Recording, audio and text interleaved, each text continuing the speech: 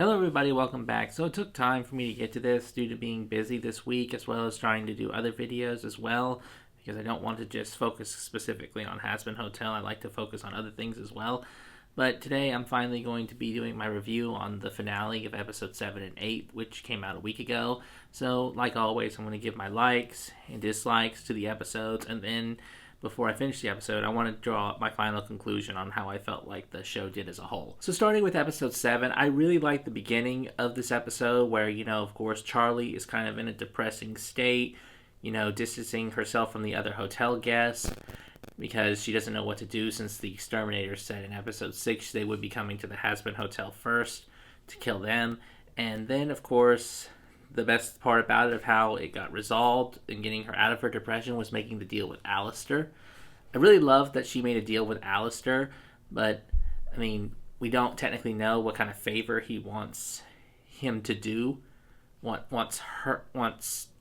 kind of favor Alistair wants from Charlie, but of course she agreed to it in exchange for helping her rally her army together. Of course, the biggest reveal in this episode was Rosie, of course, the Overlord from Cannibal Town. She was a great Overlord. If we're excluding Alistair from favorite Overlords, because I'm pretty sure a lot of people consider him their favorite, my favorite, excluding him, would probably be Zestial, then Rosie, and then Vox.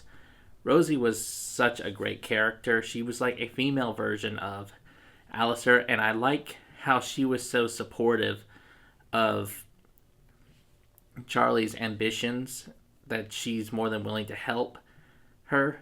And I don't know if she was more than willing to help because of Charlie's moxie or because she was a close friend to Alistair. Of course, we already knew that Vizzy Pop mentioned that Rosie was supposedly a close friend to Alistair, but I believe they were supposed to be more in originally, but of course that got switched to being friends. Then, of course, we have the songs. First one with Carmela and Vaggie. That one was okay. I don't know what it is about the songs with Carmela. I think she's a great character, but for some reason her songs just don't really do it for me. They're at most okay. That of course was, I feel the whole point of the song was to help Vaggie understand and get through her hump in the road, like how Charlie had to get over her hump in Cannibal Town with her song. The second song was a lot better, and I really liked how they kind of turned it into an ensemble, like a marching band moment, where all the cannibals just started singing along with her. But the biggest thing I liked about this episode was the way Charlie and Vaggie patched up their relationship. At first in the beginning there was a wall between them, and Charlie was, second guessing Vaggie since she found out that she was an exterminator, like when she asked her if Vaggie even knew that the exterminators could be killed, would she have even told her? So it was obvious that Charlie had put some distance between her and Vaggie in their relationship, but what really hit the mark, of course, was the way Rosie saw it. Rosie saw the way she helped patch up Charlie's relationship with Vaggie was actually an interesting take, and I really liked it because she was seeing it like Vaggie is seeking her own redemption, which actually shows that Vaggie does deep down feel like what she did as an exterminator was wrong. So what Rosie saying it like that actually helped Charlie get through this little difficulty in their relationship, and that was actually really good to see. Overall, the episode definitely was good. The only problem I felt it had was, of course, again, the pacing issue, because it felt like it was moving really fast. But then again, I have a feeling this episode was supposed to move kind of fast because we were setting up for the finale in the next episode. Moving along now to episode 8.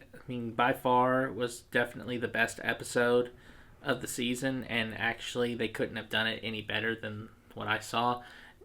First of all, starting with the beginning, the character development was amazing. It really showed how the characters have grown from the beginning of the season to then, and it's shown that they've grown a lot. I was really hoping for Husker Dust to have a moment there, but I mean, after seeing the comment that Angel made to Husk, but it didn't happen. But maybe we'll get that in season 2. It was also nice to see Charlie and Vaggie have their first song. Actually, it was actually a reprise of More Than Anything, and then of course we got a sweet kiss from them. And then finally, when we got to the climactic battle between the Hazbin Hotel tenants along with the cannibals going up against the exterminators, it was a really amazing battle. I enjoyed it fully. I also the main part of the battle that I liked the best was, of course, Alistair and Adam fighting against each other. Even though Alistair didn't win and he technically was seriously injured, it's great that they didn't kill him off. And it was still a great battle because I just loved we got to see how powerful Alistair was. It's shown that Alistair is much more powerful than we've seen him before, but even though his power does have its limits. Also, I loved how, Vaggie kind of got back a little bit at Loot with, sparing her at the very end. But of course, the big moment was when, for the tenants, was when Serpentius, of course, sacrificed himself to, fight against Adam. And it was actually kind of interesting since Alex Brightman voices both characters, and then how he just gets zapped away in like a split second. That was a very interesting way since, most of the time when he comes into battle, like when we've seen him with Alistair, he usually just gets his ass kicked like real quickly. But he also became the first one to be redeemed and go to heaven. Maybe it was because of that sacrifice why he was able to be redeemed. But also it adds a big point that Charlie's Hazbin Hotel redemption methods actually can work and actually redeem sinners. And it was good that he got to confess his feelings to Cherry Bomb as well. Also, the V's were a big part as well. I really loved the V's, how they were kind of like doing their own little reactions. Well, specifically, it was more Vox who was doing a reaction. It was kind of like he was doing a reaction video to the battle itself, and it was quite hilarious. But, I mean, with the way things played out for them, it's obvious they're going to have a bigger role in the second season, which is going to be very interesting. I really wish we had gotten more of the V's here. We only got a couple moments with Vox in episode 2 and Velvet in episode 3, and then of course Valentino had his parts in episode 4 and a little bit later. But they all had pretty much like little snippets. It was really only episode 2 where the V's actually got to make a big splash. So I'm really hoping we get more from them in the second season. But the biggest reveal, of course, was that we finally got to see Charlie's demon form, and it was amazing. Her demon form was so badass, along with Lucifer's at that. I really loved how Lucifer was playing, jokes on Adam with the fact while he was fighting him. I got a lot of enjoyment out of seeing Adam get killed because, I really haven't liked his character at all since episode 1. And, it was kind of a surprise that he was actually wearing a mask. I thought that was actually his face, of course, but I guess, since the exterminators wear masks, I guess it makes sense that he had a mask too. And it was interesting. It was good that they just made him just this average-looking guy, not just like some gorgeous like guy underneath it. Because I was like, if he looks like some gorgeous hunk underneath that mask, then that's like gonna make me so upset. Because like, there's no way Adam should look like that. And it turns out, yeah, they just made him some average guy, and that was good. And then watching him die, that was really great too. I wasn't expecting him to die the way he did, but it was really funny. And then, of course, the big reveal we saw was when Lilith came at the very end. And with the way it ended with her, it actually opened up a lot of theories.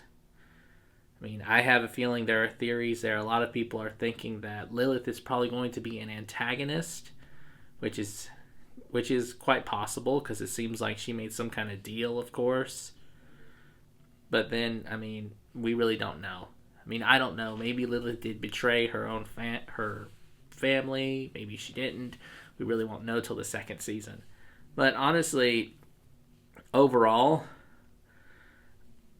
I think episode 8 really didn't have any issues. I really liked it, especially the way it ended. The way it ended at the very end. I mean, not the part with Lilith, but with the people at the Hazbin Hotel, of course, doing a reprise or a second part to Happy Day in Hell. That was pretty awesome too.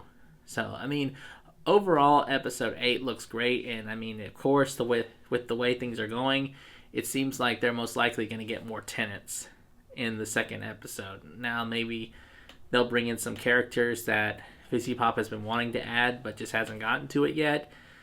But, I mean, I really can't wait till the second season. Now on to my final thoughts as the show as a whole. I'm going to give Hazbin Hotel Season 1 an A-.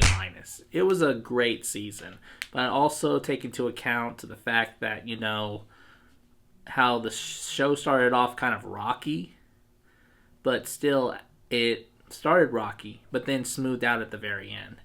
So, I mean, overall, A- is a good score. And the second season, I have a good feeling those issues will get fixed. And then it'll be the second season will probably be even better than the first season. Alright, well, that wraps up this episode review of Hazbin Hotel. If you guys have seen these episodes, please comment here down below what your thoughts were. Also, please comment anything that I didn't cover that you would have liked me to mention. Also, if you like my other videos, don't forget to like and subscribe. I'll see you guys next time. And remember, stay epic!